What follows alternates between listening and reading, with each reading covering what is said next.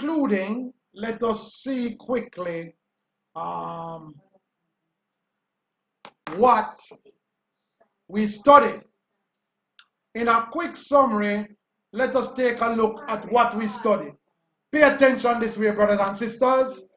Look at what we studied. What did we study? This is what we studied. The first Adam represents fallen man. But the last Adam is Christ, which represents saved man, new man, spiritual man, a new creature who lives forever. That's what the last Adam represents, who is Christ, an everlasting existence. This is what we studied first of all. Christ, this is the second thing we saw. Christ speaks. Beginning at Moses, all the scriptures concerning himself, showing that the whole Bible is about him. This is the second thing we looked at. The third thing we looked at, God says in the first prophecy of the Bible, that is in Genesis 3, that he will put hatred between Satan's seed and the seed of the woman, which is Christ. That is the third thing we looked at. What is the fourth thing we looked at? God, through Abraham, promised to bless the whole world through the seed, which is Christ. It's all about Christ, brothers and sisters. It's all about Christ. The fifth thing we saw, Christ was following his people who came out of Egypt by a cloud by day and, a cloud by day and a fire by night. That rock which followed them was Christ. It's all about Christ. The sixth thing we studied, we must see Christ when reading the Old Testament. If we do not, a veil, which is a separation, remains on our heart.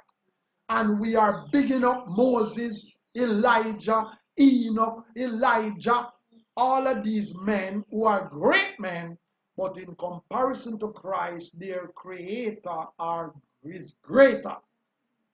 Let us big up the greatest, who is Christ. Thousands of lambs. The seventh thing we saw, thousands of lambs were killed for thousands of years, representing Christ until he finally arrived. This is what we saw in our study. The eighth thing we saw is Genesis begins with Christ, and the Bible testifies of Christ. Then the ending in Revelation is about Christ. From Genesis to Revelation, in the middle, it's all about Christ. Let it be known, every lamb that was killed, it was for the sake of Christ. Every prophet that prophesied, it was for the sake of Christ. Every law that was given, it was for the sake of Christ. Let this be known. Let it stuck in your brains. It's all about Christ. The ninth thing we saw, Christ is reigning through the Christian and conquering his enemies. And the last enemy is death, which he will put away totally when he returns.